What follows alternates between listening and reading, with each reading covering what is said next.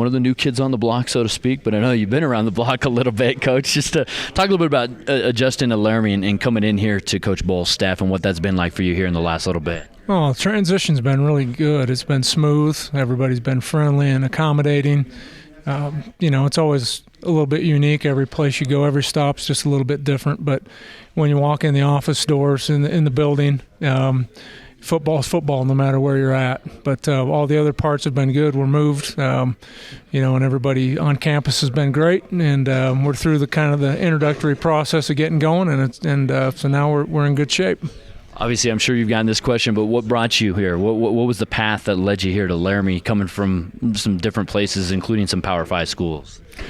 Well, the opportunity to, coach linebackers is something I always enjoy. It's important for me to get around people that I think I can be compatible with, and through the interview process, it was very apparent that would be the case.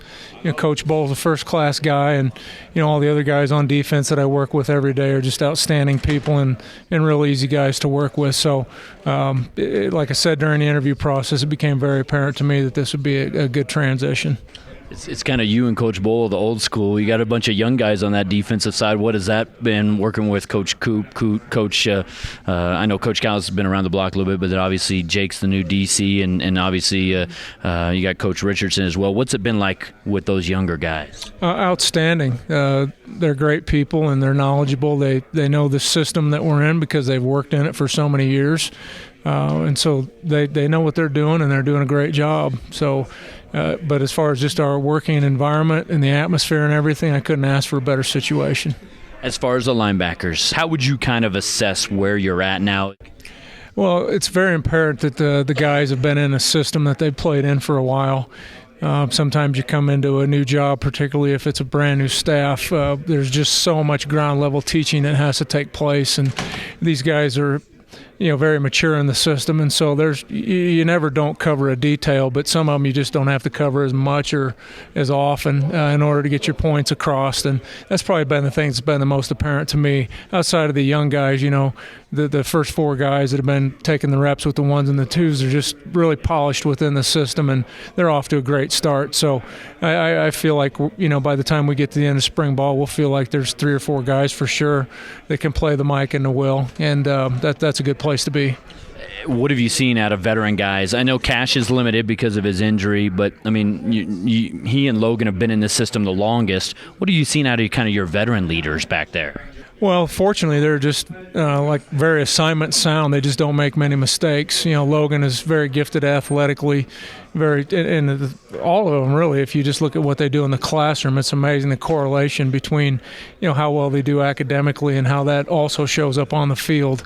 And so I've got some very bright students that are academically bright, but they're also football smart. And those two things don't always go together, but in this case they do. So they're quick to pick up on things, and they've got good athleticism, and so I think we're going to be in good shape in the Mike and Will spots. Cash mentioned to me something interesting. He's like, football doesn't change a lot, but you've kind of brought in some old school techniques and ways about doing some things versus kind of some of the maybe newer coaches nowadays. What do you think when he says something about, hey, I like some of the old school stuff that Coach has brought in? I'll have to ask him what that is. Because I'm not sure what he's talking about, but I was coached in college by a guy who by the name of Larry Coyer, and he was a defensive coordinator for the Broncos and had been all kinds of different Power 5 jobs. And the one thing I can always remember that I felt like as a player is when I walked out of the room, he made the game simple. And I try to do that as best I can. And football has really, unfortunately, gotten more complicated because the offenses are so complex. But try to simplify the game down, make them fundamentally sound, and hopefully they go out and enjoy practice in our process. Beyond the veteran guys, young guys that have to step in, that you need to fill that depth, what are you seeing out of those guys, and has anybody kind of jumped out in your eye? Yeah, they all have, really. I think we're making good progress. Obviously if Cash, like in 7-on-7, he can do those kinds of things where we're not in contact. So, when he and Logan are out there, they're playing it, like one should.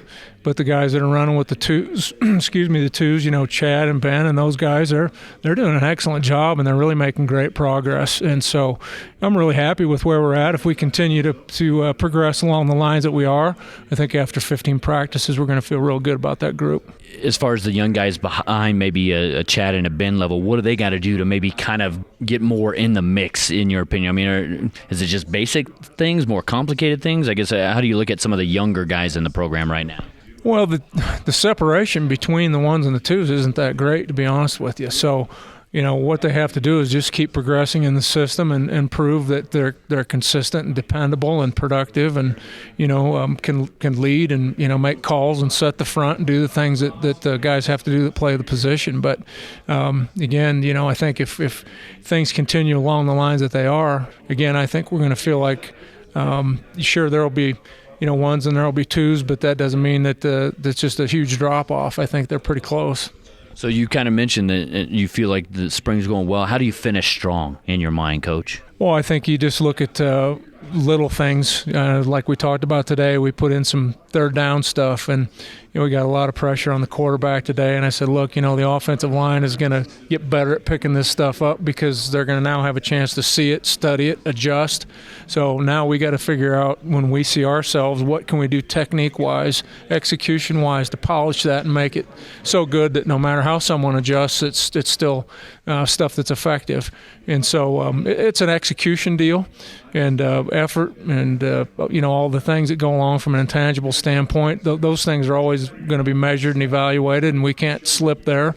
We need to get back to where Wyoming was a couple years ago when they led the nation in takeaways. Not saying you'll always be number one, but we need to bounce back that direction.